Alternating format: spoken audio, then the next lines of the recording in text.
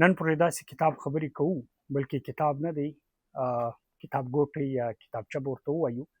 دا اصلا یو ټیډ ټاک یوې افریقایي د نایجیریا یو ښځې کړی و. د هغې نوم دی چمندا نګوزي ادیچي. دا په 2012 کال کې کړی و، خو دا دومره زیات مشهور او مقبوله سو چې بالاخره دې ته کتابي بڼه ورکړه او لږ یې نور هم پراخ کړ. د کتاب نوم دی We should all be feminist، یعنې موږ پکار دی چې موږ باید ټول فیمینسټان وي. دا فیمینزم په ډېره پراخه معنا کې بیانوي. دا یوازې داسې نه بیانوي چې سړی به مقابله یې ښځه، بلکې دا وایي چې که چېرته فیمینزم ته مو رواج ورکړو، نو له هغه سره به نه یوازې دا چې د ښځو حالت بهتره سي، بلکې سړي چې دي هغه به هم ورسره ښه ژوند ولري. یعنې له هغې سره به د کورنۍ ژوند سم سي او له هغې سره به رشتې چې دي هغه ډېرې ښایسته سي. نو یو خوشحاله ټولنه به منځته راسي. د دې مرکزي خیال دا دی چې دا وایي چې خلک کلچر جوړوي، کلچر خلک نه جوړوي. نو دا وایي چې که موږ دغه کلچر د فیمینزم پر مخ یوسو، دې ته وده ورکړو، نو له دې سره به داسې وسي چې نه یوازې ښځه بلکې سړي به هم خوشحاله وي. ځکه دا وایي چې له دې سره به انساني رشتې چې دي هغه نورې هم بهتره سي، جنګ جګړې به کمې سي، ټولنه چې ده هغې کې به برداشت، زغم او یووالی راسي.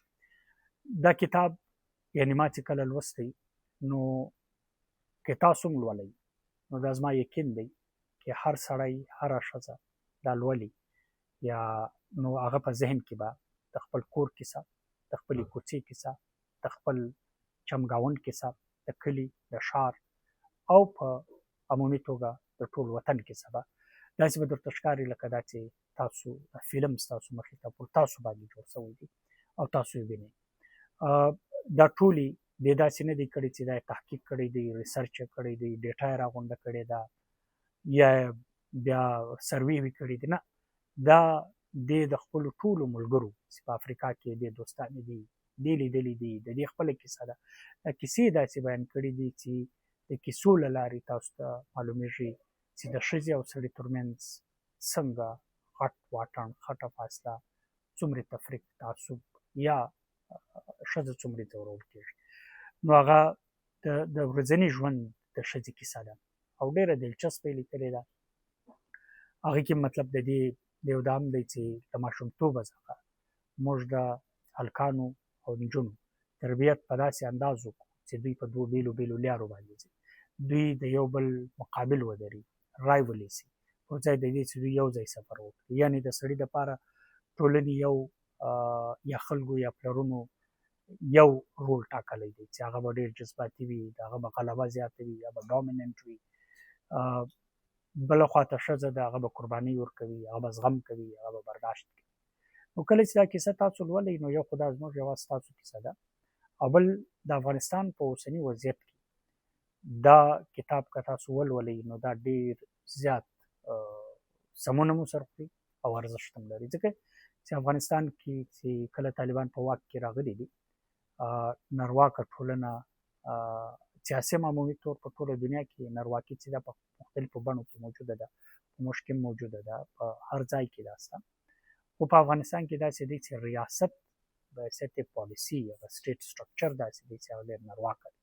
ښځه یې بیخي له عام ژونده څخه ایستلې ده، له سکوله څخه، له ښوونځیو څخه، له تعلیمي ادارو څخه له دې بالکل بهر ساتلې ده، له کاره څخه، له هر څه څخه ایستلې ده، څلورو دیوالونو کې یې بنده کړې ده. حالانکې ریاست چې دی هغه په خپل اسنس کې، په خپل خمیر کې، په خپل روح کې دننه باید چې فریق نه وي. په افغانستان کې ریاست چې دی هغه د سړیو دی، د ښځو په مقابل کې فریق دی. نو چې باید د ریاست کوم ذمهوارۍ دی هغه پوره کېدل، یا هغه ته ریاست سره د ریاست چې کوم ښېګڼه ده له یو طبقې سره یا له یو صنف سره هغه نه ښکاري. نو په دې تناظر کې کتل ډېر اهمیت لري. بل زموږ ستاسو په پښتونخوا وطن کې، پښتون وطن کې هم عین حال تقریبا لږ څه په فرق سره دی. که څه هم ښځو ته اوس ورو ورو په دې پاکستان کې چې کوم پښتانه مېشت دي، په سیاسي ګوندونو کې ورو ورو یو رول ورکول کېږي او دوی راوځي تعلیمي ادارو ته راځي، خو پیټرایکي چې ده هغه په یو خپله بله بڼه کې په نرواکه ټولنه په یو بله بڼه کې هغه په ټوله نړۍ کې ده، په امریکا کې ده، په یورپ کې هم شته، په مختلفو شکلونو کې ده. د هغې بله داسې د دنیا سیسټم چې دی هغه ټول پیټرایکل دی که ورته وکتل سي. خو بهرحال چیرې شدید وي، په کوم ځای کې شدید نه وي. نو د دې کتاب ویلو سره به تاسو ته خپلې ډېرې کیسې یادې سي او ډېر شیانو باندې به مجبوره کړي په سوچ کولو. او دا ډېر زیات دا کتاب په یونیورسټیو او په سکولونو کې ورښول شوی دی، ځکه چې وړوکی دی.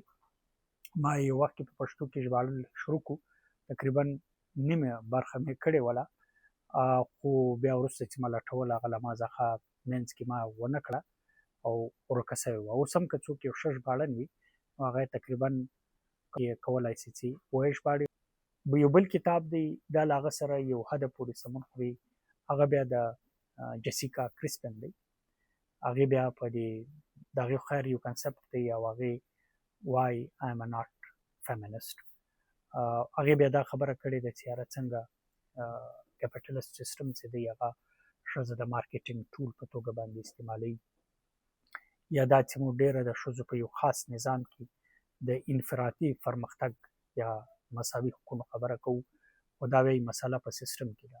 فرد افراد کیدای شي په ښځو کې ځینې ازادې شي، خو هغه سټرکچر چې دی هغه بدل نه شي، تر هغو پورې یو انکلوسیو